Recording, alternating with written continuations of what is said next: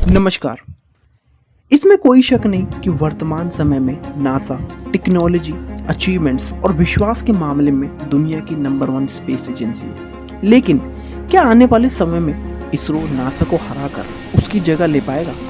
तो चलिए आइए इस सवाल के जवाब को जानते हैं। देखिए, नासा की स्थापना 29 जुलाई 1958 को हुई थी और इसरो की स्थापना 15 अगस्त 1969 को हुई थी। नासा के पास पहले से ही 11 साल का एक ठोस अनुभव और एक्सपर्टीज है। जब इसरो की शुरुआत भी नहीं हुई थी, उससे पहले ही नासा ने इंसानों को चंद्रमा पर उतार दिया था।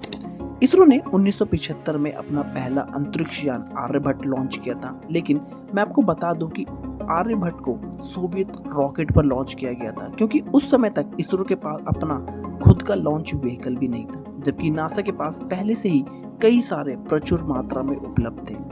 जब नासा एक जवान लड़का था, तब इसरो सिर्फ एक छोटा बच्चा था। लेकिन अगर इसरो को सही मात्रा में फंडिंग और समय दिया जाए तो डेफिनेटली आने वाले समय में इसरो नासा को पीछे छोड़ सकता है। आइए अब इन दोनों की तुलना करके देखते हैं।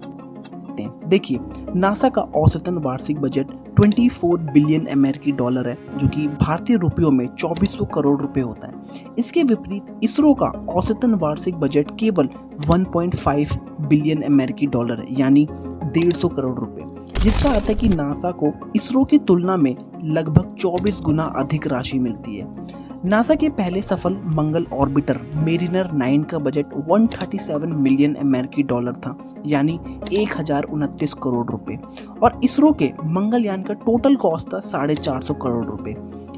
अगर देखा जाए तो हाल ही में एक मूवी आई थी आदि पुरुष, जिसका टोटल बजट था 600 करोड़ रुपए, और इसरो ने उससे भी कम में 54.6 मिलियन किलोमीटर दूर अपना एक रोवर भेजा।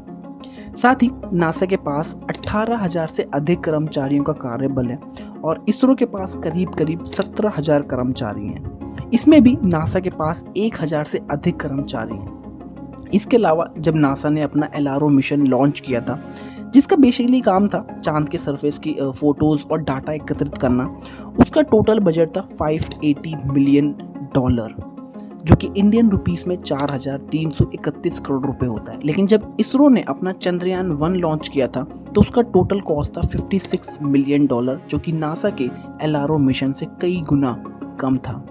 लेकिन मैं आपको बता दूं कि नासा का जो LRO मिशन था, बेसिकली उसे 10 साल से भी ऊपर हो गया और वो अभी भी संचालन में है, मतलब कि वो अभी भी चल रहा है। उसकी सैटेलाइट अभी भी मून के सरफेस की फोटोज और डाटा एकत्रित कर रही है। लेकिन जो इसरो का चंद्रयान 1 था, उसकी केवल 10 महीने की अवधि थी। लेकिन मैं गारंटी दे सकता हूँ कि अगर इसरो ने इस मिशन को अंजाम दिया होता, भले वो 10 साल चले या 20 साल, फिर भी इतने पैसे नहीं लगते, बिकॉज वी आर इंडियंस और हमें पता है कि पैसे कैसे बचाए जाते हैं। देखिए, यदि हमें अंतरिक्ष यात्रा को वास्तविक बनाना चाहते हैं तो हमें वास्तव में बहुत कुशल और किफ़ायती होना होगा।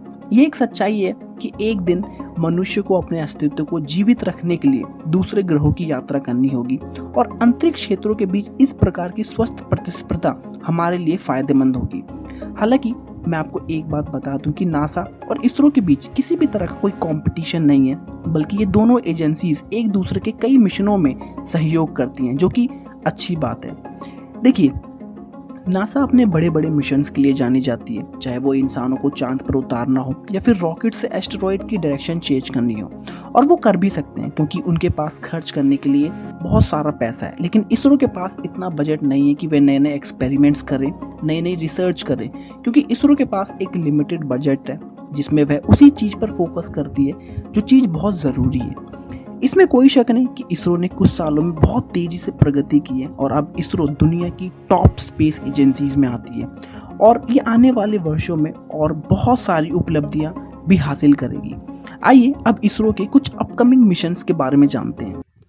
देखिए, अब जो चंद्रयान 3 के बाद आने वाले जो मिशंस हैं वो हैं आदित्य L1, जो कि 2023 में लॉन्च किया जाएगा। बेसिकली इस मिशन का जो उद्देश्य है वो है सूर्य का अध्ययन करना, मीन्स ये सन को स्टडी करेगा। इसके अलावा जो दूसरा मिशन है, जो कि नासा और इसरो का एक जॉइंट वेंचर है, निसार, जो 2024 में लॉन्च किया जाएगा। बेसिकली इसमें एक सैटेलाइट अर्थ के ऑर्बिट में छोड़ी जाएगी और वो अर्थ पे होने वाली छोटी से छोटी डिटेल्स पर नज़र रखेगा। तीसरा मिशन है मंगलयान 2। जिस तरह इसरो ने 2013 में सफलतापूर्वक मंगल मिशन को अंजाम दिया था, उसी तरह इसरो दोबारा मार्स पर अपना मिशन भेजेगा और बताया जा रहा है कि ये चंद्रयान 3 के बाद इसे लॉन्च किया जाएगा। चौथा, जो कि बहुत ही इंपॉर्टेंट मिशन होने वाला है, और वो है गगनयान। इसमें इसरो 3 लोगों को 3 दिनों के लिए अंतरिक्ष में भेजेगा, और अगर इसरो ने इस मिशन को सफलतापूर्वक अंजाम दे दिया तो भारत चौथा देश होगा रूस, यूएस और चाइना के बाद जिसने इस तरह के मिशन को अंजाम दिया, और इस मिशन को 2023 के एंड में लॉन्च किया जाएगा।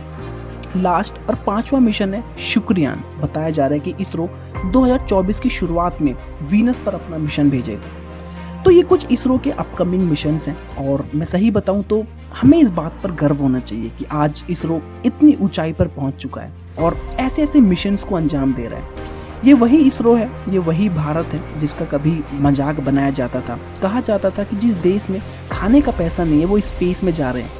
आज इस चीज़ को देख के बहुत प्राउड फील होता है कि ये वही इसरो है, ये वही भारत है जो आज इतनी ऊंचाई पर पहुंच चुकी है कि दुनिया आज हमारी तरफ देख रही है। तो ये वीडियो यहीं ख़त्म होती है। होप आपको अच्छी लगी। जल्द मिलेंगे अगली वीडियो में। जय हिंद।